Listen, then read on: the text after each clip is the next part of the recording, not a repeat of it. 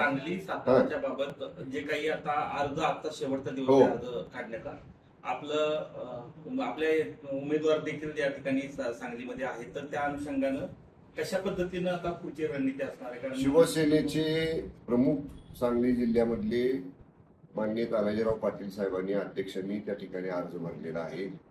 त्यांचं माझं काल भेटही झाली, त्यांचं माझं काल बोलणंही झालं.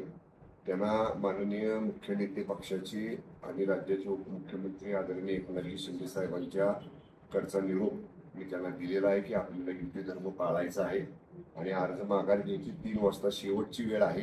त्याच्यासाठीच मी आता सांगलीला निघालेलो आहे. मी स्वतः तानाजीराव पाटील साहेबांना भेटेन, आमदार सुहास बाबरकीत आहेत त्यांना भेटेन आणि युती धर्म पाळायचं काम शिवसेनेकडून केलं जाईल.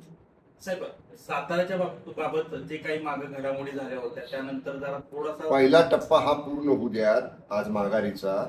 कारण शेवटी आता सगळीकडे असं ठरलेलं आहे महायुतीमध्ये की ज्या ठिकाणी महायुतीमधनं एकत्र आपल्याला सगळ्यांना लढायचं आहे, ज्या ज्या पक्षाचे ज्या ज्या ठिकाणी काही लोकांनी अपक्ष बंडखोर म्हणून अर्ज भरलेले आहेत ते अर्ज युती धर्म पाळून तिन्ही पक्षाच्या बाजूने या ठिकाणी आज मुदतीच्या आत काढून घ्यायची आहे.